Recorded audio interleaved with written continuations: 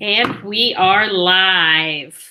And welcome to episode 69 of TLC Tech Learn Coffee. I'm your host, Lisa Nowakowski, and I'm a fifth grade teacher in South Monterey County.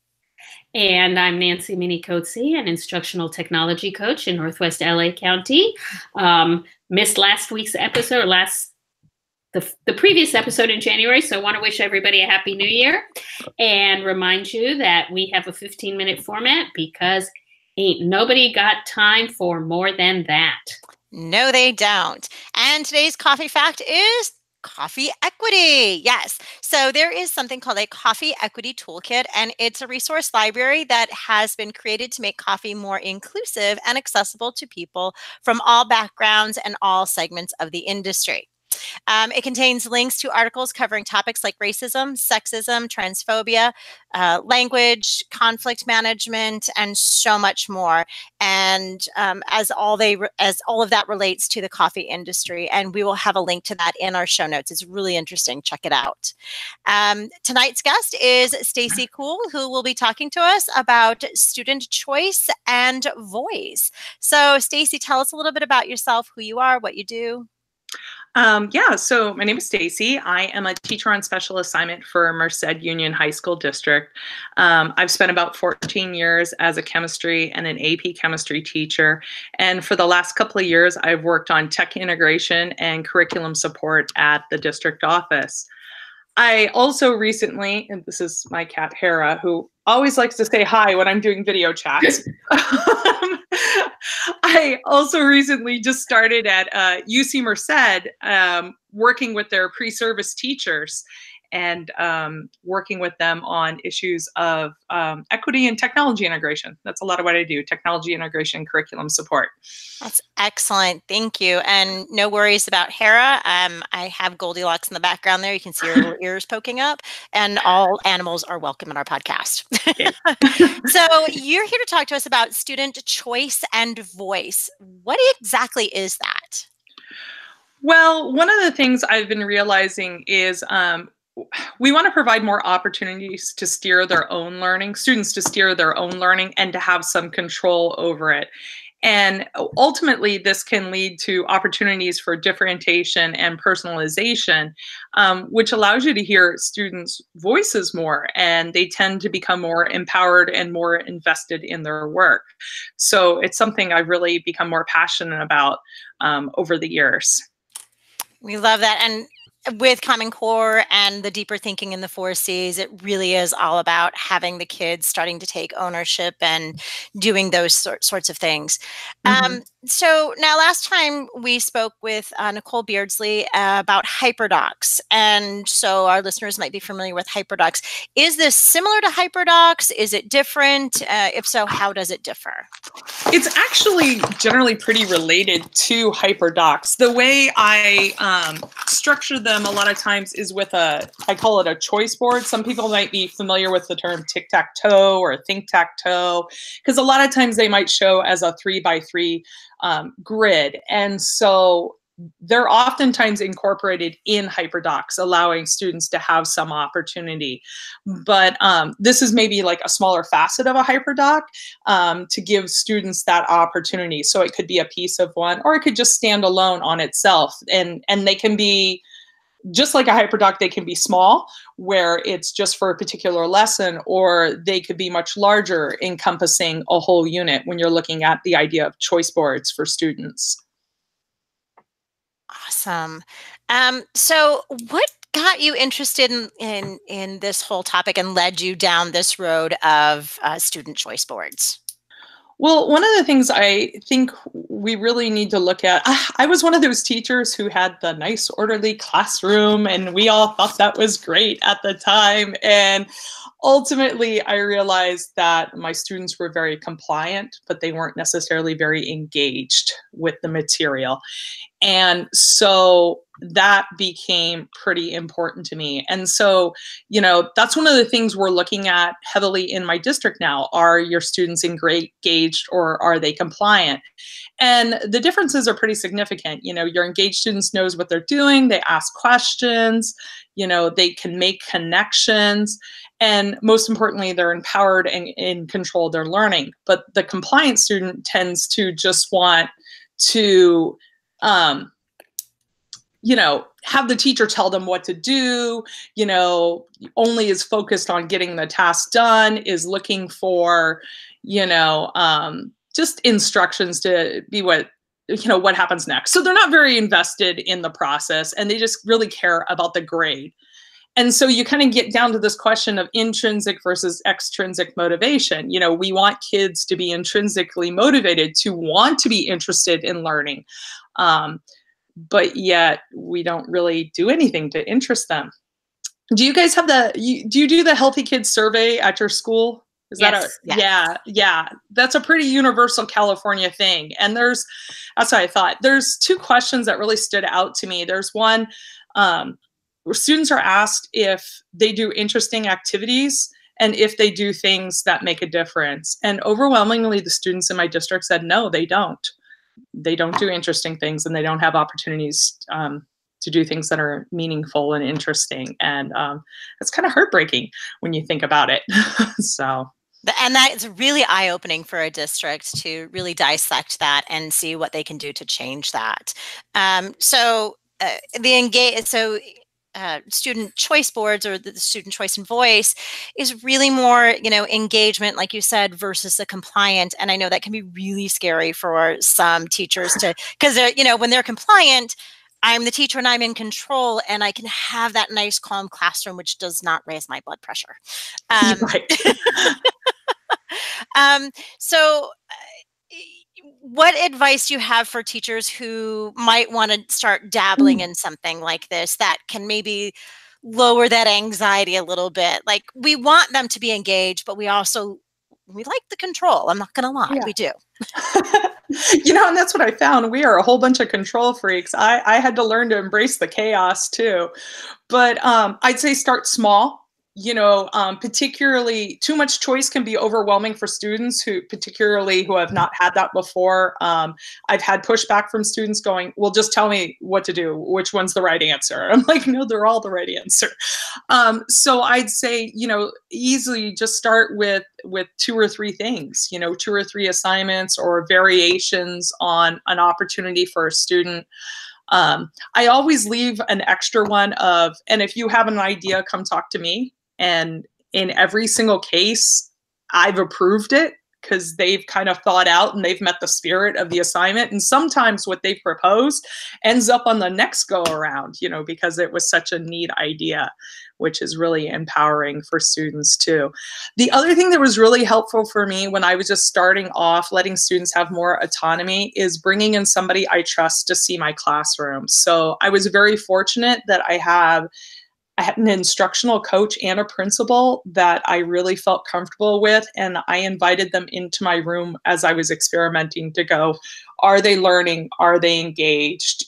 Because I'm busy managing and running around, and, to offer me that feedback. And they were really excited by what they saw. That is a great idea, to have a trusted person come in and help give you that feedback to make it even better for the students. That's great. So what are some of the advantages of allowing students having their own choice? Well, there's been lots of studies that say giving choice does really affect intrinsic motivation positively. And when they're more intrinsically motivated, they tend to perform at higher levels and take on more challenging tasks. And I think right now, really what's important is giving students control over their own learning. A lot of our districts are focusing on DOK, depth of knowledge, right now. And, those lower depths of knowledge are really just kind of the simple recall stuff, but the higher ones really involve, that divergent thinking. And there's no opportunity for divergent thinking if they can't personalize or kind of break outside the boundaries of whatever you envisioned for the assignment. So it really encourages that extra steps in learning and gives them hopefully something that's more interesting to them. Sometimes the choice boards can have a gamification element, which is fun for students. And always we want to keep equity in mind. And, you know, it just, again, giving opportunities for different types of assignment, you know, will help learners meet learners at any level that they're at. I love the gamification idea with it as well. I'm not a big gamer or into gamification, but there are some teachers out there that are so great. Can you elaborate a little bit more on like adding the gamification element and how that might look and how it might work in a classroom? Well, sometimes it's just a simple tic-tac-toe board, you know, completing 3 in a row. I've seen some teachers really gamify their classrooms with complicated reward systems, which can be fun. You know, that's a little beyond me in my high school classroom, but it works for some teachers. I just want to, you know, be wary of making sure we're focusing on that intrinsic motivation and not that extrinsic prize game factor if you're gamifying.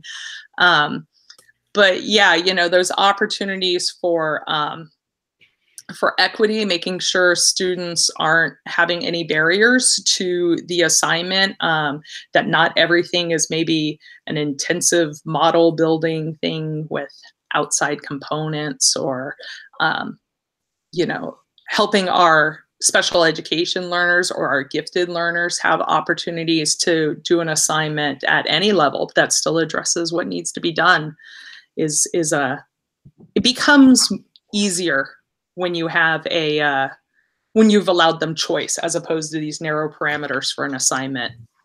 And I love the idea that, or the whole philosophy too behind it, that it is an intrinsic, because I think so many of us struggle. I know I do. You know, that balancing the intrinsic versus extrinsic, and we really want them to, you know, be those self-motivated learners. So I was curious, does this method work better at one level, like elementary or high school, than it does at another level? Or have you found that it works very well consistently across all levels of education? I think it works consistently across all levels of education. I actually first saw the idea from elementary teachers. And I worked in a high school setting and provided students opportunity of choice. And now I'm teaching at a university in addition to being in a high school district. And I'm giving my students those opportunities to make assignments more meaningful to them. What's kind of funny is they actually mentioned on my reviews that they were a little frustrated by the choice because they just wanted to be told what to do, but they appreciated that I gave it to them. So it was kind of funny. That was the exact same reviewer. He or she was just like, oh, I hate that she didn't tell us what to do, but it's kind of cool she didn't tell us what to do. So, you know, if adults are having a little bit of difficulty with that, you know, just, you know, try and be mindful of your younger learners might be struggling with that too, that they're just not used to having opportunities to express themselves. Right. And I loved your suggestion, you know, when somebody gets started, just start off with a few choices, nothing large. I think a tic-tac-toe, and I love the idea of a tic-tac-toe. I can definitely see that being overwhelming for a first go around for students. Absolutely. And actually, that's one of the things I'm presenting on at Spring Q is this idea of how to make choice boards, because I think for a teacher, even it can be overwhelming, because if you're thinking about a 3x3 board, that's 9 choices.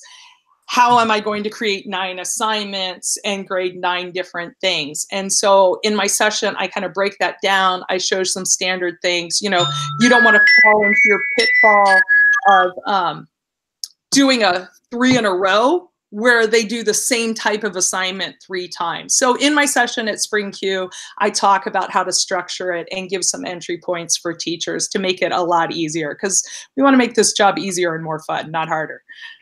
Agreed. That was our timer, by the way, and we will have a sneak peek of Stacey's presentation in the show notes if you want to take a look. Stacey, any final thoughts? No, I think we covered the main things I want to cover. I just hope that teachers go out and, you know, even if you just give students 2 choices, that's better than just nothing at all. Excellent advice. Thank you. And when you said you are presenting at Spring Q this year, and what day are you presenting and what time? I'm presenting Saturday afternoon. I think it's at 2 p.m. I think I'm one of the last sessions. So I hope those of you who stick around come find me. And it's always a crazy good time in my sessions. We are jamming in those 60 minutes. Well, thank you again for that. And I'm looking forward to seeing you at Q. So thank you for listening. And if you enjoyed the show, please go ahead and leave us a comment and let us know. Tonight's comment question is, how have you given your students voice and choice? And how did it affect their learning outcome? If you haven't done it yet, go ahead and give it a try and get back to us on that. Or give us some of your thoughts on how you might go ahead and give that a try in your classroom. Please join us Monday, February 11th, when our guest will be John Sowash, and he will be talking to us about multimedia projects with Chromebooks. And if you haven't already, please subscribe to hear more about easy ways for you to innovate in your classroom.